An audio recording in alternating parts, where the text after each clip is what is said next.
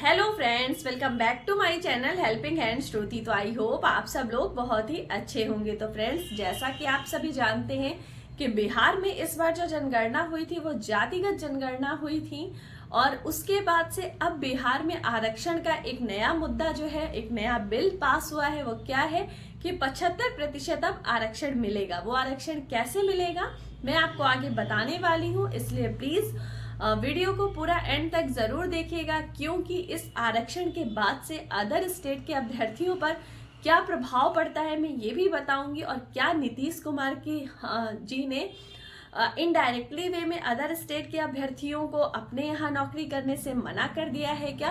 क्योंकि जब आरक्षण 75% वहीं के बच्चों के लिए है, फिर आप सोचिए 25% में हमारे बिहार के बच्चे और अदर स्टेट के बच्चे हो जाएंगे तो कैसे क्या होगा, सारा कुछ मैं आपको इस वीडियो में बताऊंगी। तो प्लीज वीडियो को स्किप मत करिएगा, वीडियो को एंड तक जरूर देखिएगा। और अगर आप मेरे चैनल पर पहली बार आए हैं तो मेरे चैनल को सब्सक्राइब करके बेल आइकन पर क्लिक जरूर करिएगा, ताकि मैं जो भी वीडियो अपलोड करूं उसका जो सबसे पहले नोटिफिकेशन है वो आप तक पहुंचे। तो देखिए फ्रेंड्स, सबसे पहले तो मैं बात करूं, देखिए हर स्टेट में 50% आरक्षण दिया जाता है। मतलब 50% में आपके SC, ST, OBC, दिव्यांग ये सारे लोग आ जाते हैं। और उसके बाद से 10% आपको जो EWS को है ये दिया जाता था।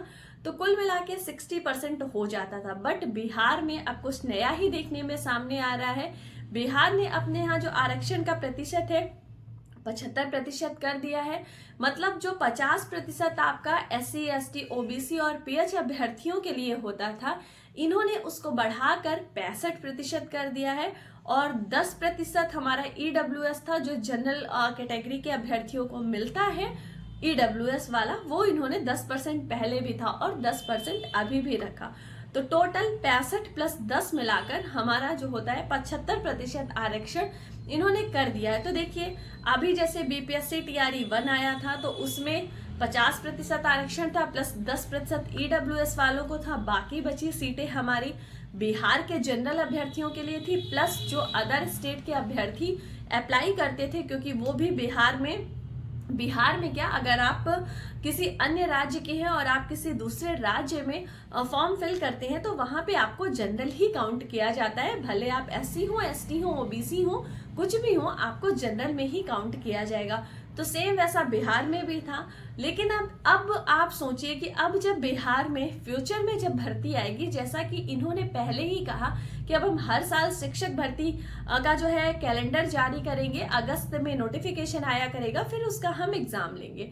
तो सोचिए कि 75% सीटें तो वहां के SC, ST, OBC, PH अभ्यर्थियों के लिए और हो गई 10% सीटें EWS वालों के लिए।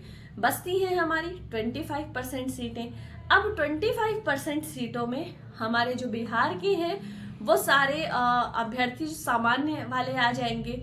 और आप भी जानते हैं कि जो अदर स्टेट के अभ्यर्थी फॉर्म फिल करते हैं वो भी हमारे सामान्य वाले में आते हैं। और इसके बाद से 50% सीटें ये महिलाओं के लिए भी आरक्षित कर देते हैं। तो आप खुद सोचिए कि अदर स्टेट के अभ्यर्थियों के लिए फिर वहां पर कितनी सीटें बचती हैं।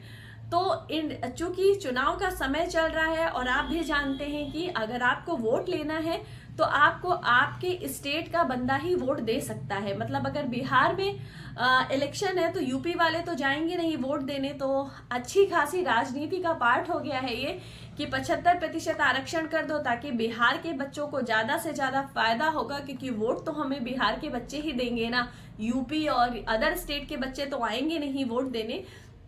तो सीधा सीधा इन्होंने चुनावी मुद्दा देखते हुए ऐसा किया है कि 75% जो है आरक्षण कर दिया है।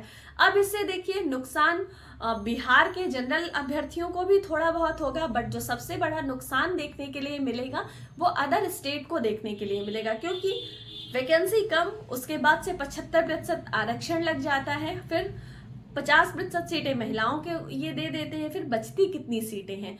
उतनी कम सीटों पर हमारे बिहार के भी जनरल अभ्यर्थी होते हैं, अदर स्टेट के जितने भी अभ्यर्थी हो वो हो जाते हैं। तो फिर खुद सोचिए उस जो 25% जो सीटें होती हैं उस पर जो कंपटीशन है वो कितना हाई हो जाता है। इस बार भी आपने देखा होगा कि BPSC TRE 1 का जो रिजल्ट आया था तो जो सबसे ज्यादा कट ऑफ गई थी वो हमारी जनरल की ही गई थी, क्योंकि वहीं पे फाइटिंग सबसे ज्यादा होती है।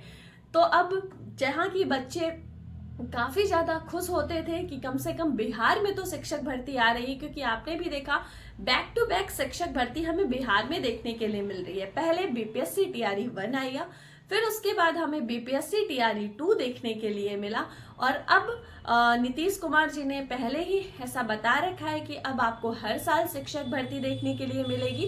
कैलेंडर जारी होगा, उसके बाद से उसका एग्जाम होगा।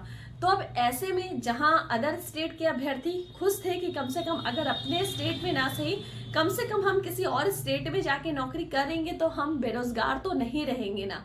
लेकिन अब चूंकि 75% का नियम अगर लागू मतलब आगे आने वाली भर्तियों में तो लागू होगा, तो फिर उस हाल में जो हमारे अदर स्टेट के अभ्यर्थी हैं उनके लिए थोड़ी सी ये दुखद खबर है, क्योंकि देखिए वहां पे कंपटीशन हाई हो जाएगा। अगर आप एक तो हम अदर स्टेट जा रहे हैं पेपर देने, और उसके बाद वहां केवल 25% सीटें हैं जिसमें आप बिहार के भी बच्चे हैं प्लस अदर स्टेट के भी बच्चे हैं, तो ये थोड़ा सा बच्चों के लिए अच्छी खबर जो है वो नहीं है। लेकिन फिर भी क्या कर सकते हैं भाई, वहां की गवर्नमेंट है, गवर्नमेंट को जो ठीक लगता है अपने हिसाब से गवर्नमेंट तो वही करेगी। लेकिन फिर भी गवर्नमेंट है वहां की। लेकिन बीपीएससी टीआरई 1 में बहुत से बच्चे जो है वो यूपी के सिलेक्ट हुए हैं, अदर स्टेट के भी बच्चे सिलेक्ट हुए। कम से कम उन्होंने एक बार तो मौका दिया ना, एक बार क्या बीपीएससी टीआरई 2 में भी उन्होंने मौका दिया है, यही कहाँ से कम है। क्योंकि अगर मैं बिहार से सटे यूपी की बात करूं तो 2018 के बाद से कोई भी शिक्षक भर्ती देखने के लिए नहीं आई है। बहुत से अभ्यर्थी शिक्षक भर्ती के इंतजार में ओवर एज हो गए हैं, बट शिक्षक भर्ती उनको देखने के लिए नहीं मिली है। खैर फ्रेंड्स, जो भी हो, गवर्नमेंट अपने हिसाब से अपना सब कुछ सोच के करती है, मैं और आप उसमें कुछ भी नहीं कर सकते हैं। फिलहाल ये न्यूज़ थी जो मुझे आप लोगों के साथ शेयर करनी थी। तो अगर आपको मेरा वीडियो अच्छा लगा हो, हेल्पफुल लगा हो, तो प्लीज़ एक लाइक ज़रूर करिएगा, और अगर मेरे चैनल पर पहली बार आए हैं तो मेरे चैनल को सब्सक्राइब करके बेल आइकन पर क्लिक ज़रूर करिएगा, ताकि मैं जो भी वीडियो अपलोड करूं उसका जो सबसे पहले नोटिफिकेशन है वो आप तक पहुंचे। तो थैंक्स ऑल फॉर वॉचिंग।